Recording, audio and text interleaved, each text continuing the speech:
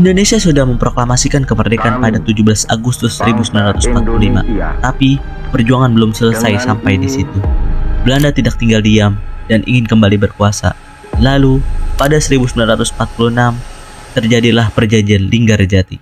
Tapi, benarkah ini keputusan terbaik untuk Indonesia atau ini kesalahan besar? Kita akan membahas bagaimana perjanjian ini terjadi, apa dampaknya, dan apakah ini strategi yang tepat untuk Indonesia atau ini malah jadi pengkhianatan terhadap perjuangan bangsa. Jadi, setelah Jepang kalah dalam Perang Dunia II, Belanda ingin kembali menguasai Indonesia. Namun, mereka punya masalah. Mereka tidak cukup kuat untuk langsung menyerang. Saat itu, pasukan Inggris datang ke Indonesia untuk melucuti tentara Jepang. Tapi, alih-alih membantu Indonesia, Inggris justru menjadi mediator antara Indonesia dan Belanda. Inggris sebenarnya ingin menjaga stabilitas Asia Tenggara dan menjaga konflik yang lebih besar. Namun, mereka juga punya kepentingan untuk mendukung Belanda, karena Belanda adalah sekutu mereka dalam Perang Dunia II. Maka, terjadilah perundingan Linggarjati pada 15 November 1946. Dalam perjanjian ini, Belanda setuju mengakui Indonesia secara de facto, tetapi hanya di 3 wilayah, Jawa, Sumatera, dan Madura. Sisanya masih di dalam kendali Belanda.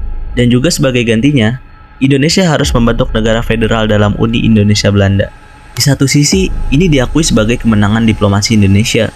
Tapi, di sisi lain, perjanjian ini dianggap jebakan karena Belanda masih mempunyai pengaruh besar. Ya, janji tinggal janji. Pada 21 Juli 1947, Belanda melanggar perjanjian dengan melancarkan agresi militer 1. Mereka menyerang berbagai wilayah dan berusaha merebut kembali Indonesia. Tapi, rakyat Indonesia tidak tinggal diam. Terjadi perlawanan sengit di berbagai daerah, dan dunia mulai memperhatikan agresi Belanda. Karena tekanan dunia, Belanda akhirnya dipaksa berunding kembali dalam perjanjian Renville pada 1948. Tapi anehnya, perjanjian ini malah semakin menguntungkan Belanda. Wilayah Indonesia semakin menyusut. Belanda berhasil mengontrol lebih banyak daerah dengan taktik diplomasi yang licik. Walaupun terus ditekan, Indonesia tetap berjuang hingga akhirnya dunia semakin menekan Belanda. Dan pada 27 Desember 1949, mereka terpaksa mengakui kedaulatan Indonesia secara penuh. Perjanjian Linggarjati sering dianggap sebagai kesalahan karena Belanda tetap bisa melancarkan agresi militer. Tapi, tanpa perjanjian ini, mungkin Indonesia tidak akan mendapatkan dukungan dunia untuk akhirnya merdeka secara penuh. Menurut kamu, apakah perjanjian ini adalah sebuah kesalahan? Dan kalau kamu jadi pemimpin Indonesia saat itu, apa yang akan kamu lakukan? Tetap berunding atau langsung perang total? Tulis pendapatmu di komentar.